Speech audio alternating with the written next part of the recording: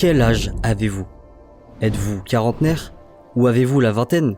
Pourtant, qui que vous soyez, si je vous montre une 206, vous savez ce que c'est. Ou du moins, vous voyez ce que c'est.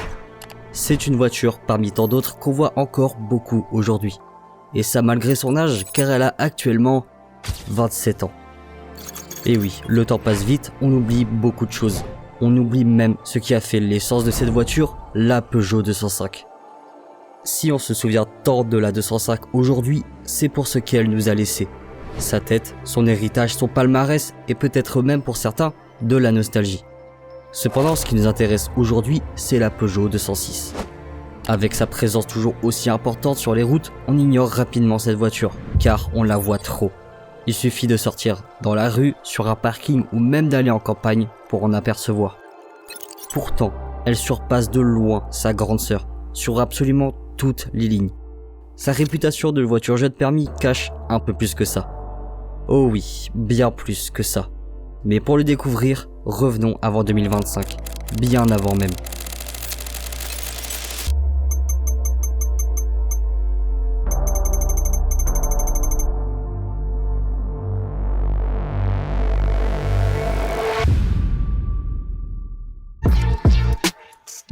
Les voitures des années 80 et 90 ont un charme qu'on ne peut pas leur enlever.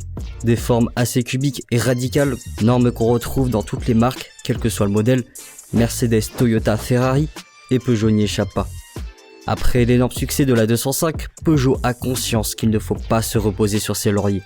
En 87, la nouvelle Peugeot 405 est commercialisée avec un succès immédiat, au même niveau que la 205. Elle correspondait aussi aux attentes de l'époque avec son design proche de la 205, assez économique, le sujet de la consommation étant de plus en plus actuel, sans être une énorme berline de 5 mètres. Et si on prend en compte son petit palmarès, c'est une voiture tout aussi importante et légendaire que la 205. Sauf que c'est pas le sujet. En y ajoutant la 309, ces voitures ont permis à Peugeot de respirer un grand coup. Mais ils ne sont toujours pas sortis d'affaire. Chrysler Europe est toujours autant problématique avec ses dettes colossales. De plus, Citroën doit être aidé par Peugeot à cause de ses modèles vieillissants pour son image, sinon la marque meurt. Peugeot est donc financièrement rentable, mais le groupe PSA reste fragile. De plus, le marché des petites citadines devient de plus en plus concurrentiel, comme par exemple la Clio 1, la Golf 3 ou bien encore la Fiat Punto. La dernière citadine de Peugeot étant la 205 qui commence à pas mal vieillir face à la concurrence. La réponse de Peugeot arrivera en 91 où ils commenceront leur meilleure série, la série des 6, en attaquant très fort avec leur nouvelle 106. La 106, c'est une 205 modernisée.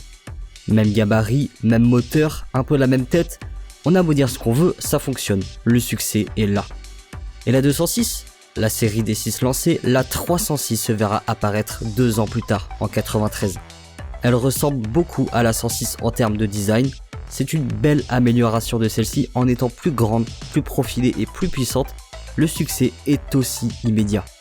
Ils commencent même à reprendre le sport auto en rallye avec leur nouvelle 306 qui arrive à bien tirer son épingle du jeu. Et la 206 ? En 95, Peugeot va dévoiler une nouvelle arrivante dans la série des 6. La 406. C'est un raz-de-marée. Élue voiture la plus jolie de 95, c'est une des meilleures berlines jamais produites par Peugeot. Gueule à en tomber par terre, surtout pour la version coupée, des moteurs incassables qui peuvent passer les 500 000 km en étant même disponibles avec un V6, tout en restant assez économique. Et la 206. La 206. Le modèle 200 chez Peugeot est présent depuis sa création. Quand on regarde de plus près, il y a la 201, la 202, la 203, 204 et 205. Pour les autres modèles, c'est différent. Par exemple, il n'y a pas tout le temps eu le modèle 300 ou le modèle 500. La 308 existe, 307, 306, 305, 304, 303. La 508, oui. 507, vous connaissez une 507, voire même une 506. Pourtant, la 505 existe. Tout ça pour vous dire que s'il y avait un seul modèle qui existera toujours, c'est bien le modèle 200. Il représente le lion et il se doit d'être au minimum excellent. Il y a donc la pression de ne pas réussir à faire mieux qu'avant, de ne pas faire mieux que la 205. Ce qui est humain quand vous créez quelque chose d'excellent, c'est génial, une satisfaction euphorique vous enveloppe l'esprit, mais après, n'avez-vous pas peur de faire moins bien, de ne même jamais réussir à pouvoir faire mieux?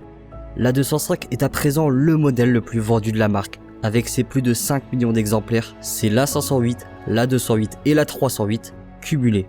C'est pas quelque chose de facile. Deux chemins sont alors possibles. Le premier, c'est de ne pas réfléchir et refaire la même recette qu'avant, en regardant ce qui peut être amélioré. Dans notre cas, reprendre le même schéma que la 205, la remettre au goût du jour, sauf que quand on regarde la 106, ils ont déjà un peu utilisé cette carte. Le deuxième, c'est l'exact opposé. Prendre des risques, quitte à tout perdre. Mais si ça marche, vous avez compris l'idée. C'est alors que le projet T1 commence en 93. Ils vont reprendre ce qui a fait le succès de la 205, choquer en marquant une fracture avec l'ancienne gamme. Sauf que ça ira plus loin que ça.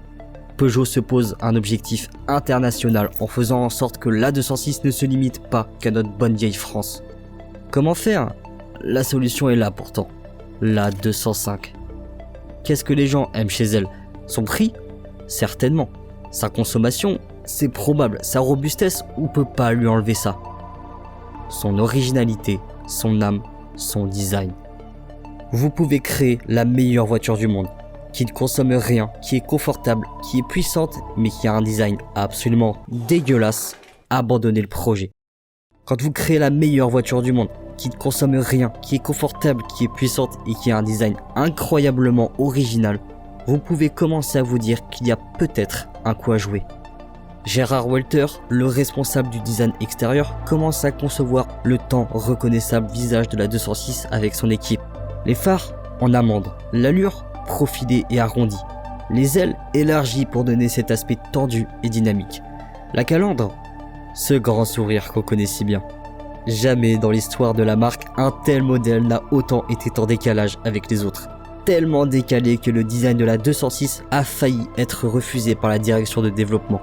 Ce qui est compréhensible, si le design choque déjà la direction, imaginez pour le public. Sauf que Gérard Walter saura défendre le projet qu'il a imaginé avec passion, en étant persuadé que ce design fou va attirer les regards. Aujourd'hui, voir passer une 206 est totalement banal, voire même ennuyant. On en voit partout avec les standards actuels, ces designs au style élargi et profilé sont devenus une norme. Cependant, en 98, quand toutes les bagnoles ressemblent plus à des prismes arrondis qu'autre chose, la 206 va briser toutes les règles d'identité d'une marque. Regardez-la à côté de ses grandes sœurs, il n'y a aucun point commun avec les autres. Du moins pour l'aspect visuel, mais c'est tout ce qui compte. 1998, c'est le centenaire du mondial de l'auto de Paris. Il faut frapper un grand coup. Et sur les stands de Peugeot, on peut voir ça, et ça, ou encore ça. Bien que les premières impressions soient nuancées, la réaction du public est massive. Le pari de Gérard Walter est gagnant.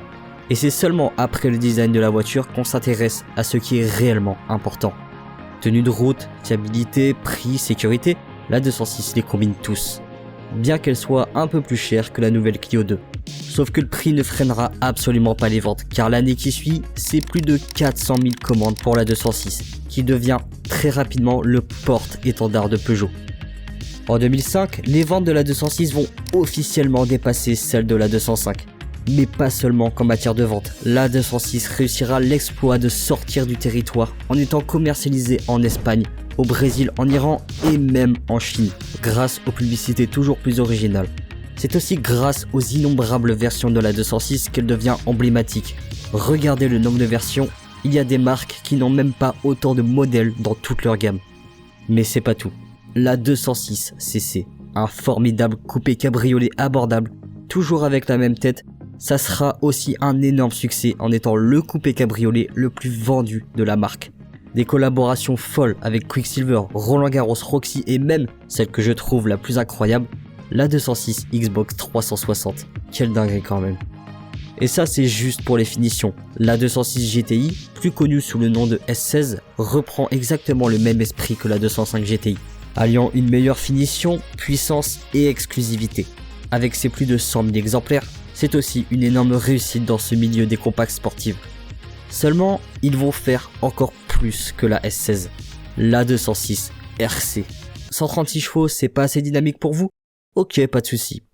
Peugeot va décider de foutre 177 chevaux dans une 206 d'une tonne, et juste s'arrêter à la motorisation est une erreur car la 206 RC est presque un modèle différent de la S16. Châssis retravaillé, transmission à 6 rapports, ailes élargies, ça vous rappelle pas quelque chose? Oui, la 205 T16, mais pas totalement. L'existence de la 205 T16 avait juste pour objectif d'être homologuée en groupe B afin de participer à celui-ci. Depuis, les règles ont bien changé, étant bien plus strictes. Avec leur passé en sport auto, notamment en rallye, la 206 a peut-être sa chance après tout. Pourquoi pas l'engager dedans? Oui, bien sûr, la 206 coche toutes les nouvelles règles du WRC. C'est LA voiture à utiliser. À un détail près, sa longueur.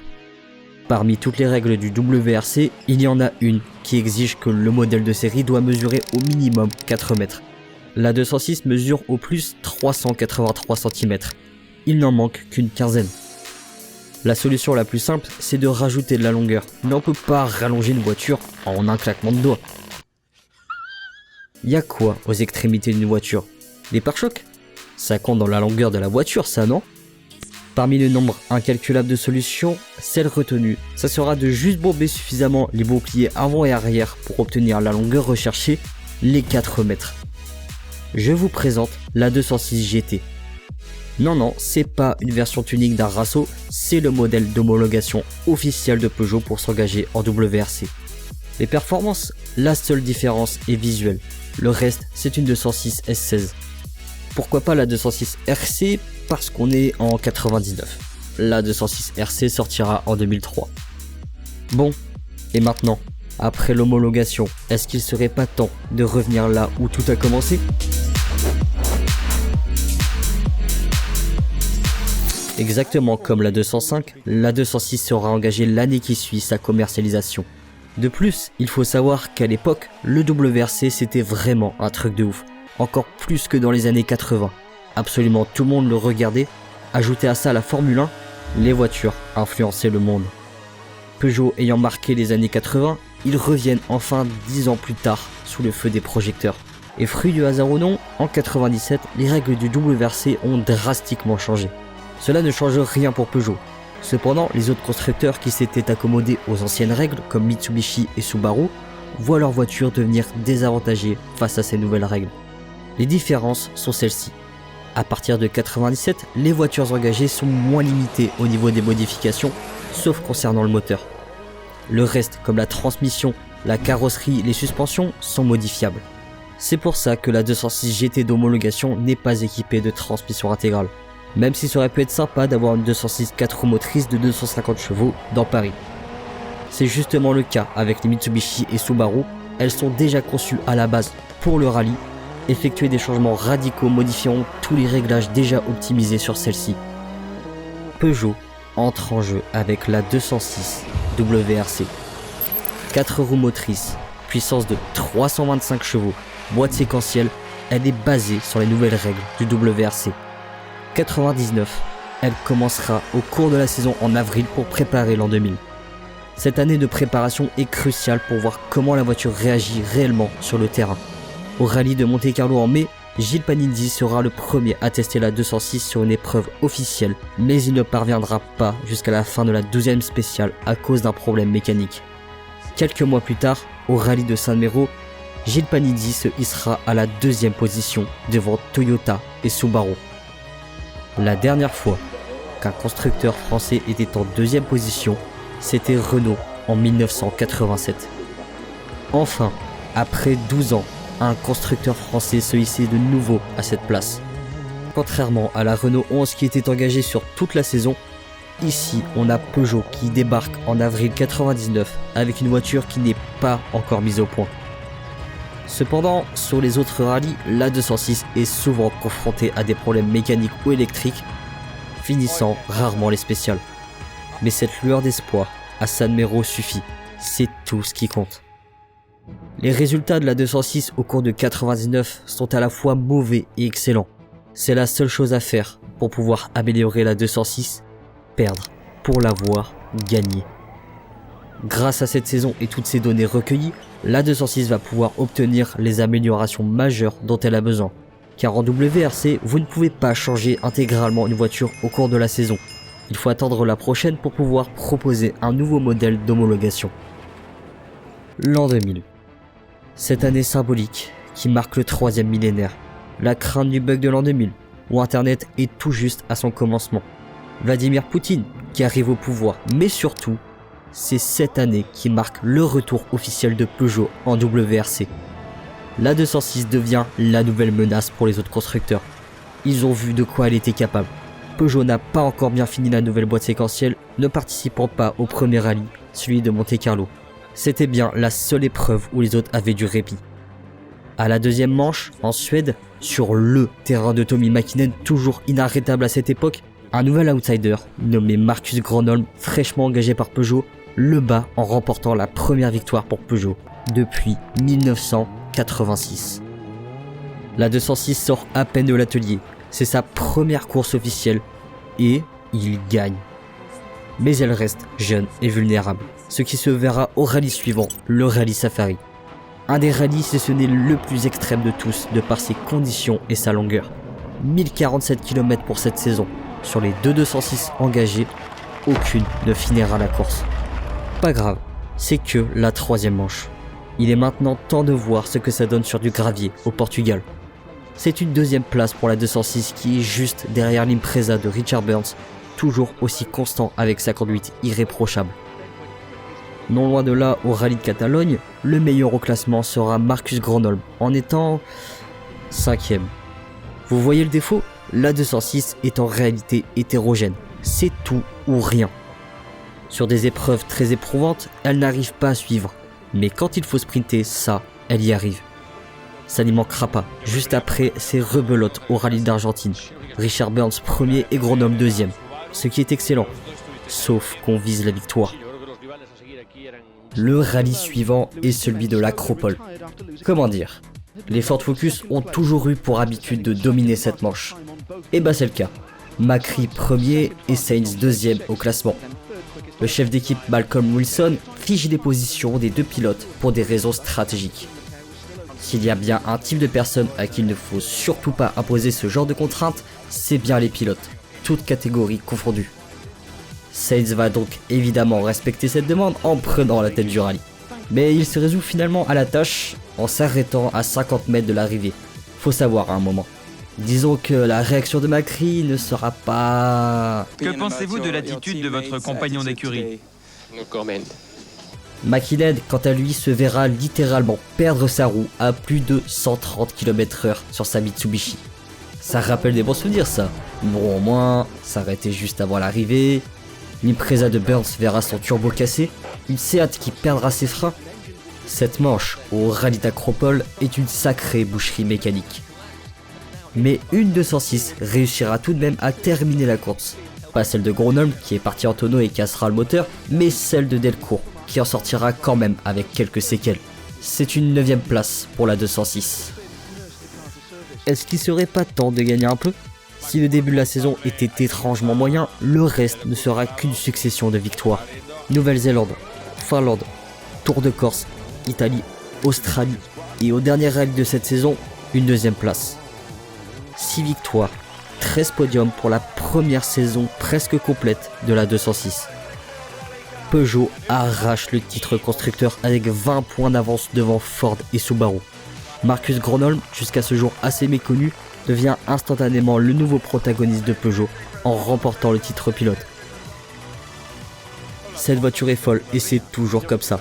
Des bagnoles lambda qu'on voit tous les jours et qui à un moment se sont transformées en des monstres mécaniques où seulement le meilleur gagne. Et cette année-là, Marcus Gronholm et sa 206 sont les meilleurs. Championne du monde des rallyes, sur route comme sur spécial. Ça claque comme citadine, non ? Grâce à ses victoires, Peugeot brille une nouvelle fois, l'image de marque rajeunit grâce aux exploits accomplis en WRC. Maintenant, l'objectif de Peugeot étant atteint, jusqu'à quand vont-ils pouvoir le tenir ?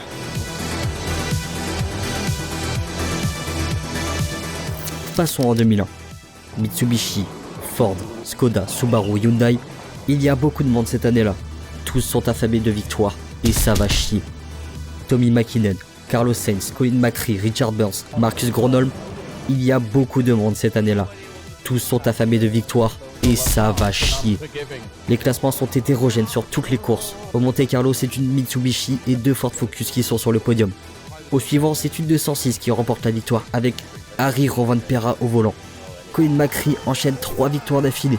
Même Citroën arrive à se hisser dans des podiums avec un petit gars là, un certain Sébastien Loeb. Cette saison de 2001 est une des plus disputées de toutes. McRae, Gronholm, Burns, Mäkinen, tous sont en mesure d'être champions du monde tout au long de la saison. McRae, avec son style de pilotage agressif, démesuré, poussera sa Ford Focus au-delà des limites, ne lui laissant pas le choix d'abandonner. Plus que 3 prétendants au titre de champion du monde. Mäkinen, ayant si bien commencé la saison, n'arrivera pas à suivre à cause de sa nouvelle Mitsubishi par manque de fiabilité et d'efficacité. Le comble quand même. Gronholm, quant à lui, arrachera les 2 dernières victoires de la saison, prouvant une fois de plus la supériorité de la 206. Mais Richard Burns, étant d'une régularité hors norme, remportera le titre de champion du monde cette année-là. Les classements parlent d'eux-mêmes. Regardez l'écart de points, c'est une des plus belles batailles entre pilotes de l'histoire du WRC. Et pour le titre constructeur, en plus d'avoir atteint leur objectif, Peugeot le maintient avec exactement le même nombre de points d'écart que la saison précédente. Vous appelez ça une domination ? J'appelle ça un échauffement, parce que pour ce qui arrive en 2002, la 206 WRC va devenir le rouleau compresseur des autres participants. Marcus Gronholm en étant le principal bourreau. Sur les classements, comment dire ? Bah voilà quoi, c'est ennuyeux. Tellement ennuyeux que ce qui est excitant à cette saison, c'est plutôt de regarder les équipes mineures Hyundai, Mitsubishi et Skoda pour savoir qui arrive 4ème. On en est à ce point là. Ça aurait peut-être changé la donne si Citroën marquait des points constructeurs avec le petit genou, mais non, il faut juste des essais. Plus de 60 points d'avance sur le 2ème pour le titre constructeur. Plus de 40 points d'avance sur le 2ème pour le titre pilote. Ils sont inarrêtables, du moins avec les règles actuelles. La FIA, voyant que Peugeot s'amuse un peu trop, décide de changer les règles, qui ne vont évidemment pas dans leur sens. Quelles sont ces nouvelles règles ? La première, c'est que le gagnant commence en premier sur les spéciales. Commencer en premier en rallye est très désavantageux, car la piste n'est pas encore balayée de ces obstacles, comme par exemple des gravats. La deuxième, c'est que les essais sont plus limités qu'avant. Peugeot étant une grosse structure pouvait se permettre de tabasser à fond la piste pour récolter un maximum d'infos et optimiser au maximum ses voitures. La troisième, c'est la réduction des coûts. Peugeot est à ce moment-là une des marques les plus rentables, permettant d'investir massivement dans le sport auto. Et c'est pas juste, c'est censé être une compétition où tout le monde a ses chances de gagner. Face à Peugeot, les petites marques comme Skoda et Hyundai n'ont pas la moindre chance. C'est plutôt une bonne règle, je trouve. Beaucoup de personnes critiquent de plus en plus les règles toujours plus restrictives au fur et à mesure des années qui passent, mais c'est soit ça, soit laisser quelqu'un rouler littéralement sur la concurrence. Est-ce que ça les arrêtera ? Absolument pas. Par contre, ce qui les arrêtera, c'est ça. Si Citroën ne s'était pas encore officiellement engagé depuis 1999, ils étaient là, dans leur coin, à observer, encore et encore, en faisant des essais, en étudiant leur nouvelle voiture, la Xara. Citroën stoppe la domination de celle qui l'a sauvée. Après la saison précédente sans adversaire, tout le monde voulait savoir qui allait les arrêter. Fin de l'histoire ? Il semblerait, car en 2004, Peugeot fera ce qu'on appelle une gaffe. Traduction, un des pires choix jamais faits au sein de la marque, pire que le PureTech, en remplaçant la 206 WRC, jusqu'à ce jour vraiment très bonne, par une merguez qui n'est autre qu'un coupé cabriolet lourd, pas fiable et mal équilibré, j'ai nommé la 307cc. Certes, c'est une voiture très cool sur route, sauf que pour faire du sport auto, bonjour les emmerdes. We have steering problem, no power steering. We still have 3 kilometers to go and we have only gear number 3. Steering arm is broken and that's all. Yes, no power steering. And we have 2 long stages to go. I'm fed up with this car. On assiste à une descente de Peugeot jamais vue auparavant. Ils disparaissent lentement des classements jusqu'à disparaître. À jamais. J'ai cassé l'ambiance, désolé. Mais quel gâchis. La 206 WRC qui a tout de même résisté à la Xara en 2004 aurait dû continuer pour reprendre sa place. prouver qu'elle en a encore dans le bide. On aurait pu assister à une des plus grandes guerres entre constructeurs français.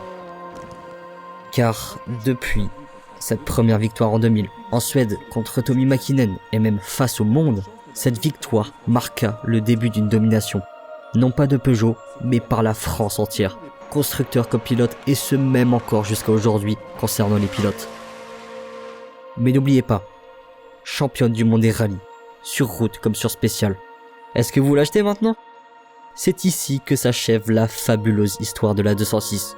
Et je ne devrais pas trop m'avancer car la 206 s'est vue se vendre jusqu'en 2010 en Chine, 2016 au Brésil. Il y a même peut-être moyen qu'elle soit encore produite en Iran sous une forme un peu bizarre. Mais ça reste une 206. Et c'était quoi l'objectif initial ? Remporter le WRC ? Révolutionner l'identité de la marque ? De futiles quêtes secondaires. Surpasser la 205. 5 millions de ventes pour la 205. Plus de 12 millions pour la 206. 2 titres pilotes et constructeurs pour la 205. 3 titres constructeurs et 2 pilotes pour la 206. Nombre de versions différentes, une cinquantaine avec une dizaine d'éditions limitées pour la 205. La 206 a plus de 70 versions différentes avec une quinzaine d'éditions limitées. La 206 Xbox 360, quand même. La 205 est un succès national. La 206, international. Alors, objectif réussi ? L'histoire de la 206, c'est pas simplement qu'une histoire de bagnole. Ce n'est pas l'histoire d'une marque qui a su prendre les meilleurs choix. C'est l'histoire d'une marque qui a su prendre des choix risqués en brisant les codes, en échouant, en gagnant, en se surpassant, tous travaillant ensemble.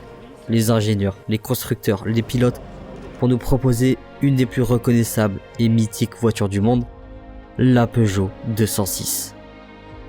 Aujourd'hui, vous pouvez voir combien de 206 dans la rue. Une dizaine, une quinzaine, même plus. Et vous les ignorez ? Ces petites voitures commencent à vieillir, je le conçois parfaitement. C'est justement pas ça qui leur donne tout leur charme. Vous pouvez essayer, allez vous promener dans la rue, posez-vous quelques secondes, même devant une vieille HDI, donnez-lui sa chance et observez-la dans toute sa splendeur.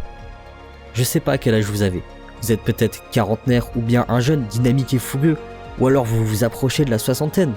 Qui que vous soyez, je parie que vous êtes déjà monté au moins une fois dans cette voiture, que vous en soyez passager ou conducteur. Vous avez peut-être même acheté cette voiture en 98, dès sa sortie toute neuve. C'est aussi peut-être votre première voiture, votre voiture jeune permis ou bien une voiture secondaire, même tertiaire, toujours très utile en cas de besoin.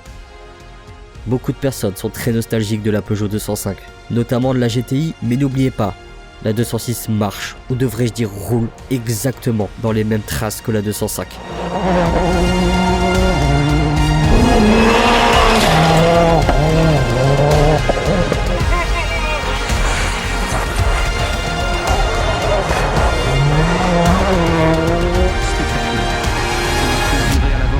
Avant de rebondir sur le rocher et d'effectuer plusieurs tonneaux. Pour toute l'équipe Peugeot, c'était une émotion extrême.